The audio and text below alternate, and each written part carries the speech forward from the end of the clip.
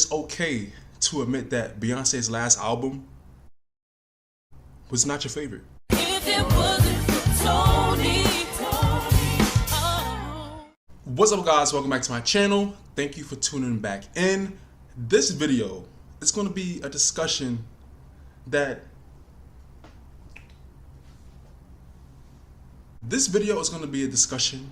I've wanted to have for a while. I've mentioned it here and there if you've been watching my last few videos over the last few months, but I never thought to make a full video about it until recently, right? And this is about Beyonce's Renaissance album. Now, I know about evolving and evolution and experimenting. You know, you can't stay the same. 20 plus years in the music industry, you have to evolve. You have to change your sound, experiment with different sounds, go to different genres, you know, test different producers, test different songwriters. I get it.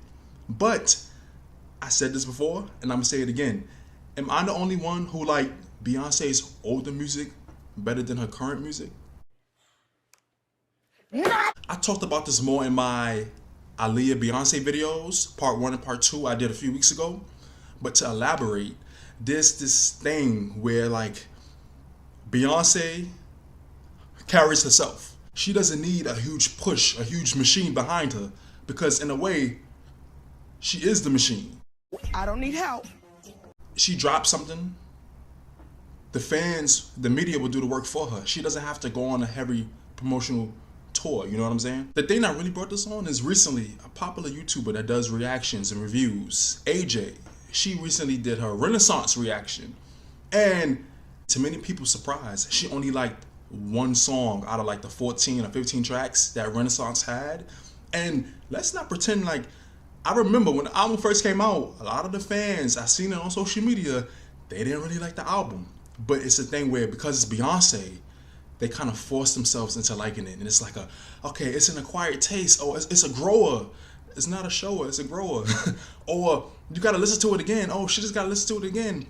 And it's just a thing where like, you know, people started attacking her and Beyonce started trending, and half of the trend was because she did that reaction video. And people were just so confused about why she didn't like only but one song. Could somebody please make it make sense? And this is another thing where I feel like certain things like that might run people off YouTube. Or, you know, she had just took a break.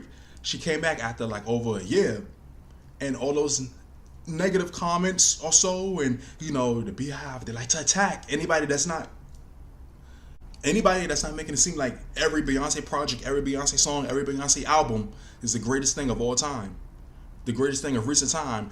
They like to attack, and oh, she lost her taste. Oh, you don't got no taste. Oh, she needs to go back on hiatus. Oh, and I'm like, and it's another thing where people say, if you didn't like that last Beyonce album, you don't have no taste. And it's like, I have taste. That just was my favorite flavor. Where's the flavor? Where's the flavor in this? It's been said, and she even revealed that this album was like a tribute to like the LGBT community. It's a lot of like ballroom and like drag references and different things like that. You know what I'm saying? Like dance, electronic music.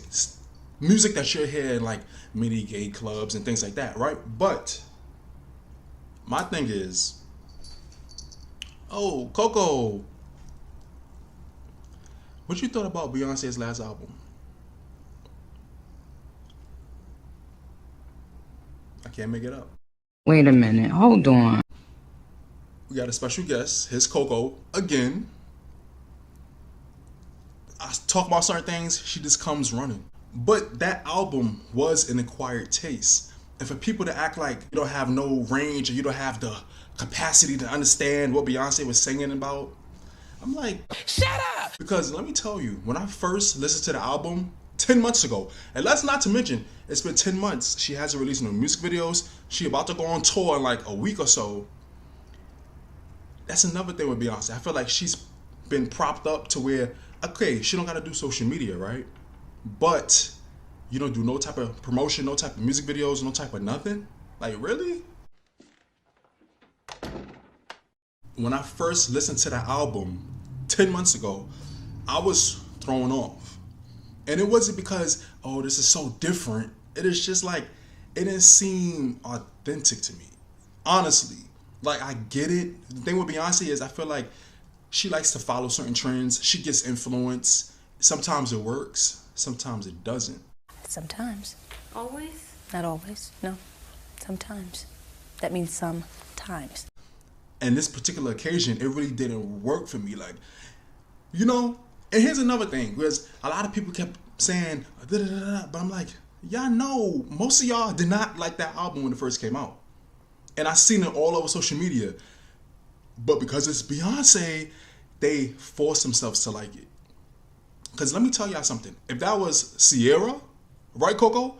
If that was Sierra that released that album, they would have been trashing it and saying all type of stuff about it. Nothing more, nothing less. I get the influences of the album, but listening to it sonically, aesthetically, it wasn't pleasing to my ears. You know how certain music is just ear candy?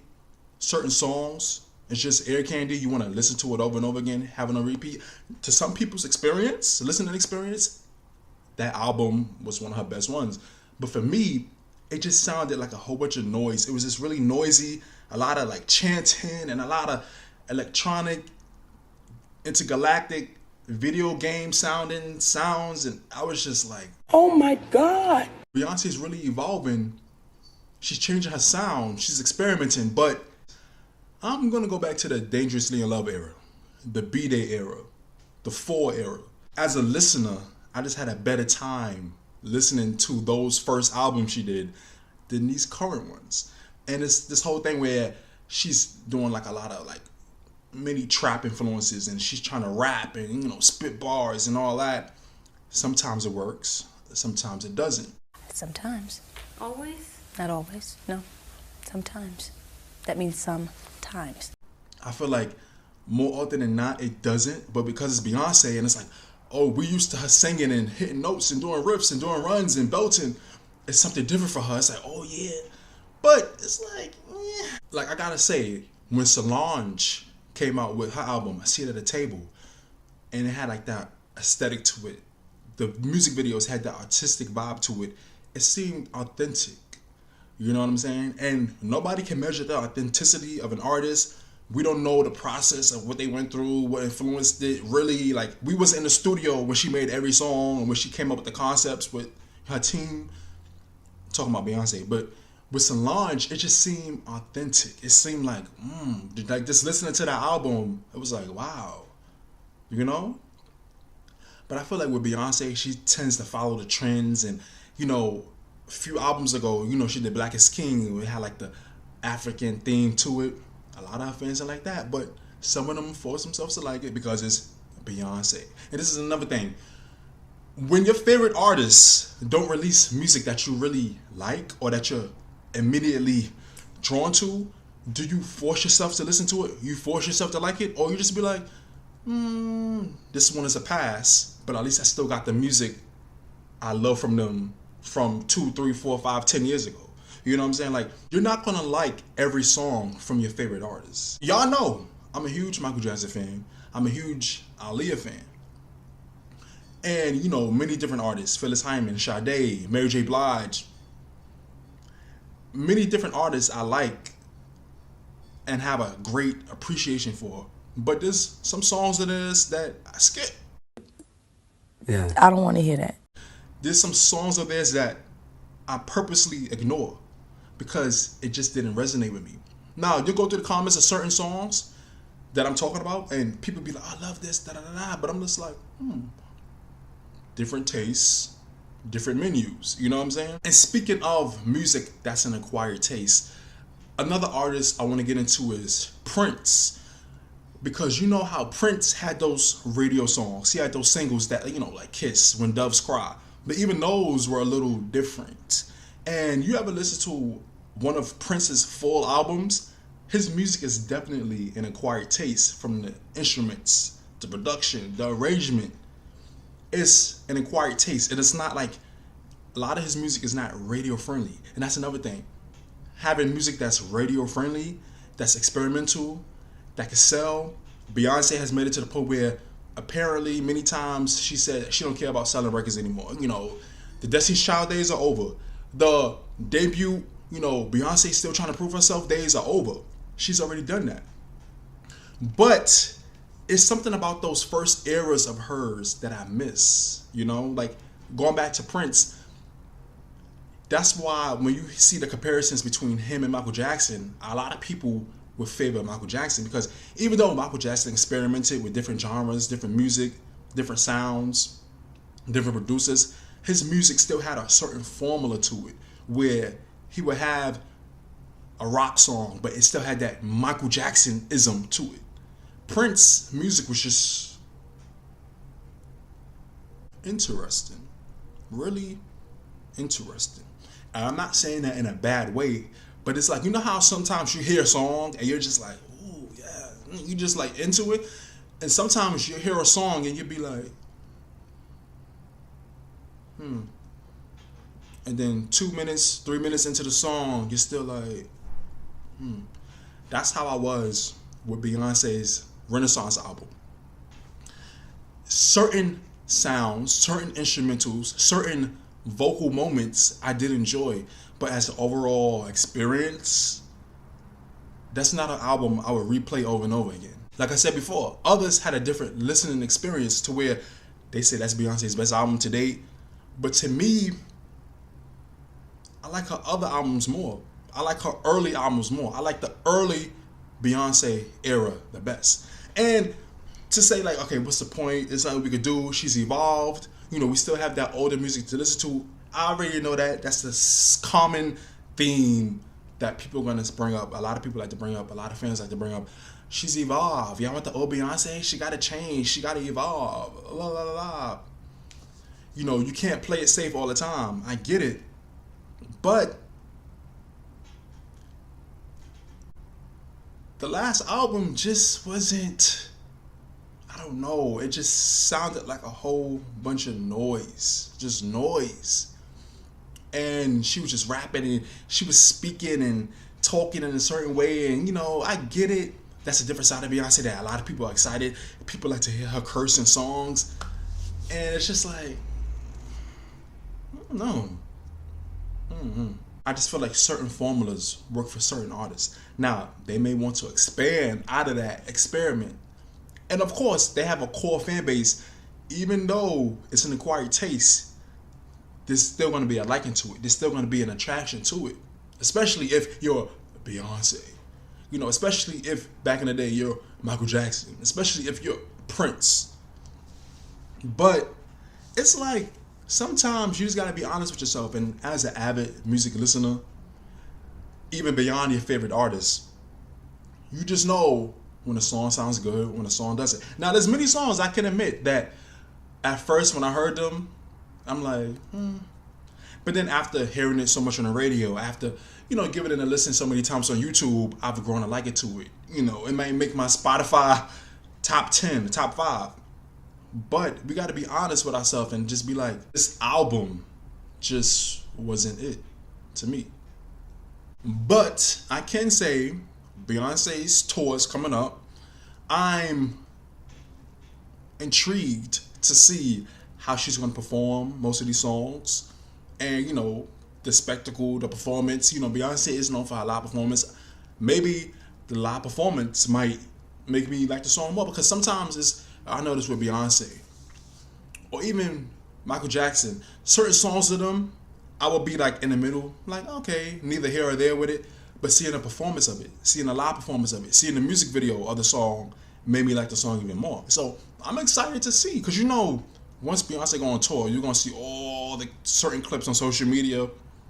I'm excited to see how she translates these songs live, But all in all, I said this to say that I can appreciate Beyonce for experimenting, for trying new things, having new influences, but I miss the old Beyonce, and I feel like her first few albums were her best ones. Do y'all agree with me? What is y'all take on Beyonce's last album? I never really talked about it on the channel.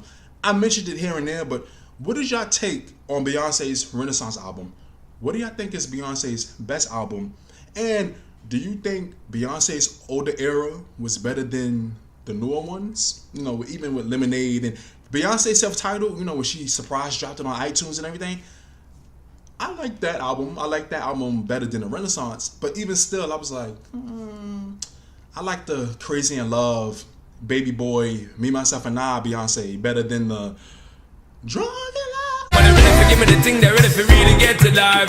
Tell me all about it. I'm stepping up after this shit.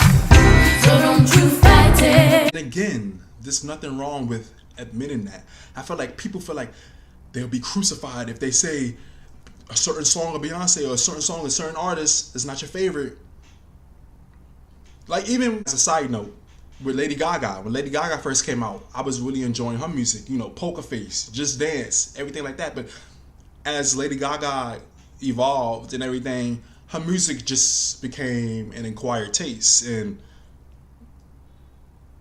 that's all I'm gonna say about that. You just gotta be honest with yourself. You just gotta be honest. You know, you can't be scared of the backlash, and just because, you know, the popular thing is to think a certain way or to feel a certain way, just say how you feel. As a music listener, certain songs are gonna resonate with you, certain albums are gonna resonate with you. Or with me, I just feel like music is shifting, it's changing in so many different ways. Social media is influencing music in so many different ways. I want to make a video about that too. But I just feel like the way Beyonce has evolved is great in its own way. But personally, for my taste, for my appetite, you know, for my entree, dessert, you know what I'm saying? I like the 2003, the 2006, the 2008, 11 Beyonce's music better than the current ones, the recent ones. It feels forced. It feels noisy. Now again, certain music is made for certain demographics, and sometimes you just gotta understand that. And you always have the classics to listen to. But that was just my spill on it, because I seen so many people up in arms with Beyonce was trending because of this. Because AJ released that reaction to the Renaissance album, and I'm like, a lot of y'all felt the same way. You know, this was 10 months ago when it first came out. A lot of y'all felt the same way, but y'all want to like shame somebody for feeling a certain way, for having certain tastes. And this is like, music is subjective. And you can't control how people feel about certain songs, albums, or artists. So anyways, guys, that was just my take on this whole situation. Again, what is your favorite Beyonce album? And do you like the older Beyonce better, or do you like the recent Beyonce better? Wow, that's a great question. This should be a really interesting conversation, a really interesting discussion. I can't wait to interact with y'all, get y'all opinions, because I know you're gonna have many. And please, guys, don't forget to comment, like, subscribe, and hit the notification bell. Thank you for watching and listening. I'll see y'all in the next video.